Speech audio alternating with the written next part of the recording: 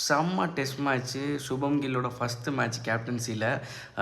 பெரிய ஒரு டீமோட இறங்குறாரு. எனக்கு தெரிஞ்சு ஜட்டு, பும்ரா தவிர, ராகுல் தவிர மற்ற எல்லாமே யங் பிளேயர்ஸ் தான். ஸோ எப்படி இருக்க போகுது அப்படின்னு எதிர்பார்த்தா ஃபஸ்ட் டேவே களை கட்டிருச்சு. செம்மையாக விளாண்ட ஆரம்பித்தாங்க. எஸ்எஸ் ஜெய்ஸ்வால் ஒரு செஞ்சுரி போட்டார். சுபம் கில் வந்து தொடர்ந்து 2 இன்னிங்ஸு அருமையான ஆட்டம். அவரும் செஞ்சுரி போட்டார். பண்ட் 2 செஞ்சுரி வித் அந்தர் பல்ட்டியோட. ராகுல் செம்ம பொறுப்பான ஒரு இன்னிங்ஸ் ஆனார். பார்க்கவே சூப்பராக இருந்தது. ஸோ அதர் பேட்டர்ஸ்லாம் வந்து சரி எப்படியும் முடிய போகிற டே தானே அப்படிங்கிற மாதிரி தான் விளாண்டாங்க. அதெல்லாம் தாண்டி பவுலிங்க்குன்னு வந்தால் வழக்கம் போல் பும்ரா ஒருத்தர் எல்லாத்துக்கும் சேர்த்து வேலை செய்கிற மாதிரி இருந்தது.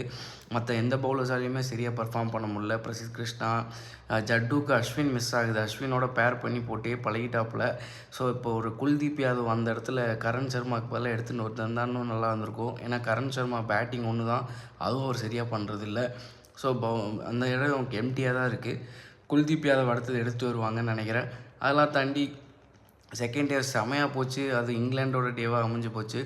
தொடர்ந்து விக்கெட்டெல்லாம் எடுத்தாங்க. செம்ம ரன் சேஸு இன்னிங்ஸ் அப்படியே போயிட்டே இருக்குது. கிட்டத்தட்ட 38 விக்கெட் இந்த இதில் மட்டும் போயிருக்கு அப்படிங்கிறாங்க. 15 செஷன் நடந்ததாக சொல்கிறாங்க.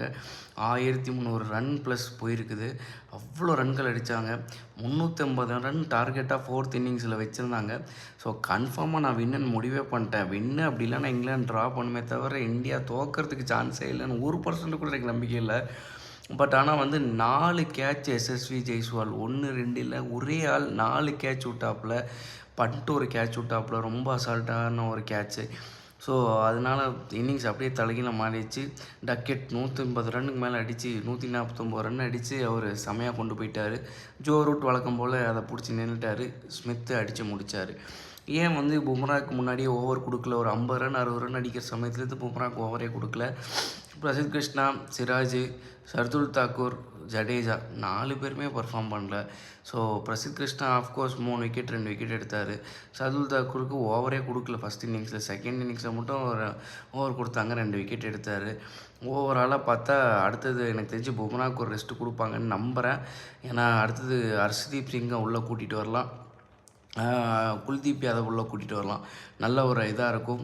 அது போக எத்தனையோ பேர் வெளியில் உட்காந்துருக்காங்க. ஸோ ஆனால் செம்ம மேட்ச்சு. இந்தியாவுக்கு ரொம்ப மோசமாக தோக்கலை, இங்கிலாண்டும் பயங்கரமாக ஜெயிக்கலை.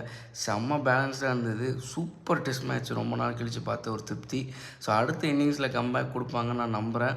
நீங்கள் என்ன நினைக்கிறீங்க அப்படிங்கிறதையும் கமெண்ட்ஸில் ஷேர் பண்ணுங்கள்.